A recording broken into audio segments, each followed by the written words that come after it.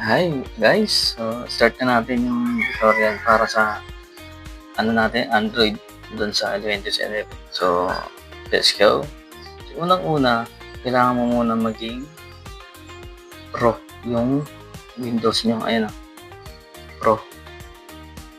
Dahil kailangan mo to yung Hyper-V. Hyper-V.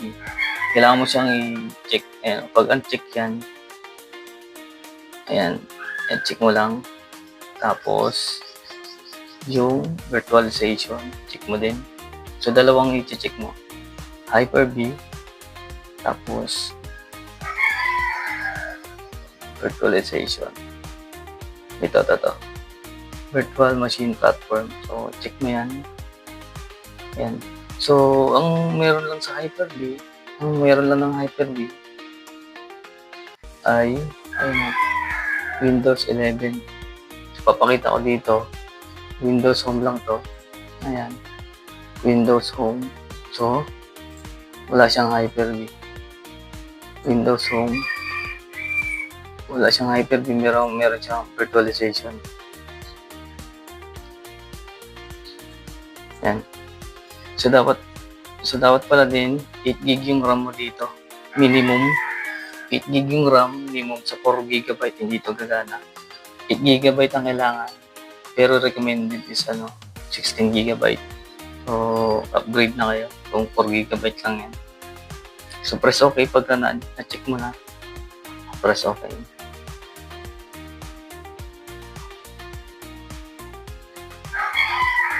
So, yan.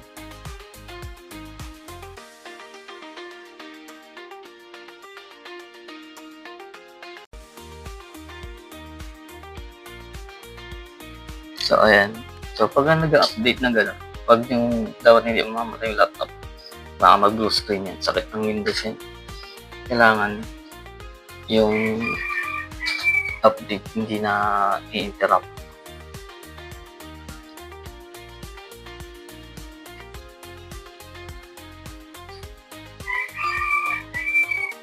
Yan.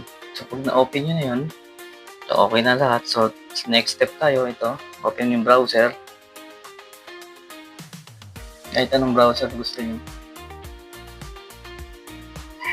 And so guys, baka pwede nyo ako masubscribe dito sa YouTube channel natin para ma-notify kayo sa mga videos ko. So search mo lang Google, type mo lang Google, enter. Search mo Android subsystem for Windows. So click mo lang enter. Tapos hanapin nyo natin yung GitHub. GitHub.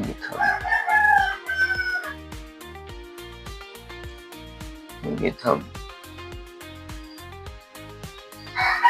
Ito. So, yan. Ito. So, Master Jeff. Yan, yung GitHub. Basta yan, makikita mo yung ayan, sa pangatlo siyang link. Ito, yung GitHub na Master Jeff. So, click mo yan. Tapos, sa baba, pinakababa. Ayan. Ito. So, pag Windows 10 yung gamit mo, dito ka mag-download.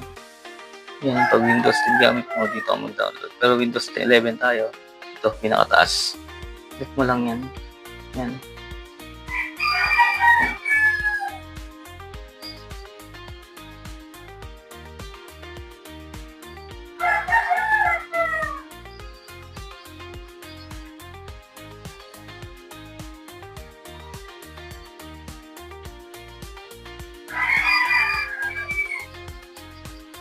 So, ayan. So, baba mo lang. Ayan. So, ito. So, ito yung hanapin natin yung dyan.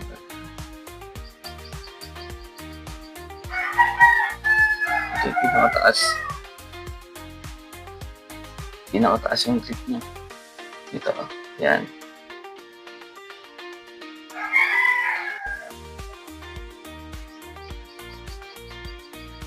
Save.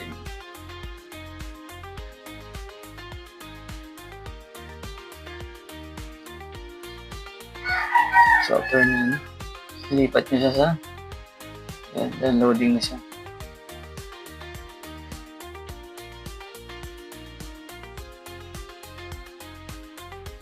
So, type natin sa folder. So, lipat natin siya sa sa documents. Recommended yan. Lipat natin. So, kasi hindi dapat yan mabura eh. So, yan mo lang yan. Copy mo lang to. Copy mo lang yan. Copy. Tapos, paste mo sa labas. Paste. Ayan. Once na na-stuck na, nandito na sa documents nyo. Ayan. Open nyo lang yung folder. Ayan, open nyo. Hanapin nyo yung run.bat. Hanapin lang. So, ito yun. Run. Yung bat kasi is lang yung file extension. So, hindi siya dito kasi naka-hide sa akin. So, kung naka-show sa inyo, run.bat makikita nyo dito. Sa akin kasi lang, hindi naka-hide yung file extension na bat. Parang MP4, .mp4, yun yung file extension niya. Ito kasi, file extension nito is .bat. So, yun. Bat file. So, run lang nakalagay sa akin kasi nga, naka-hide yung extension. Ayan, pero ito yun. So, kung run lang nakita nyo, ito na yun. Ayan. So, right-click nyo lang. Ito. Right-click. Tapos, run as administrator. So, make sure lang na nasa documents yung folder nyo kasi hindi mo pwedeng burahin yan. Kasi masisira yung system mo ng Android. Hindi mo mapapagana. Ayan. Wait nyo lang yan.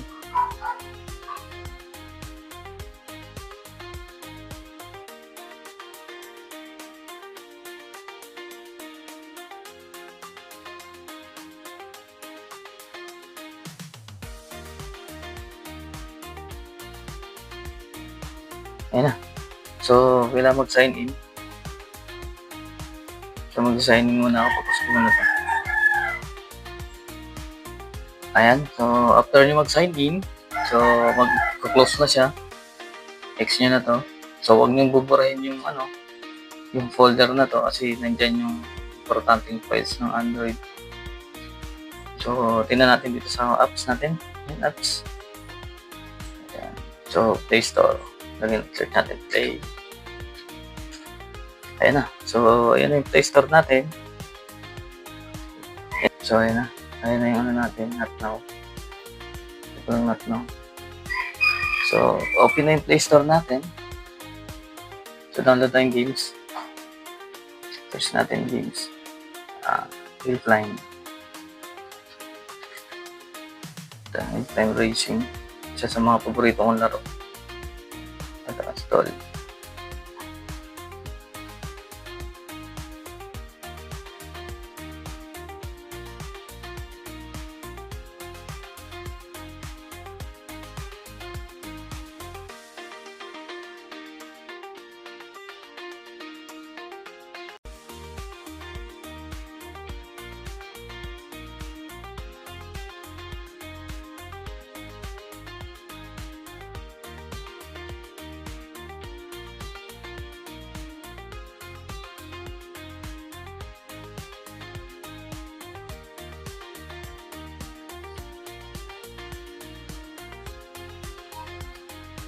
Ayan, Black Plus. Laro tayo ng Android games.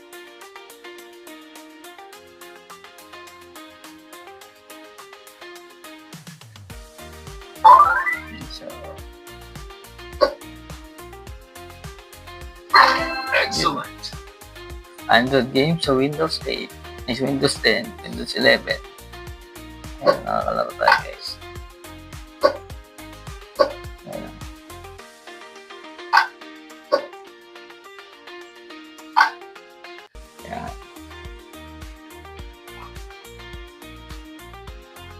So, thank you.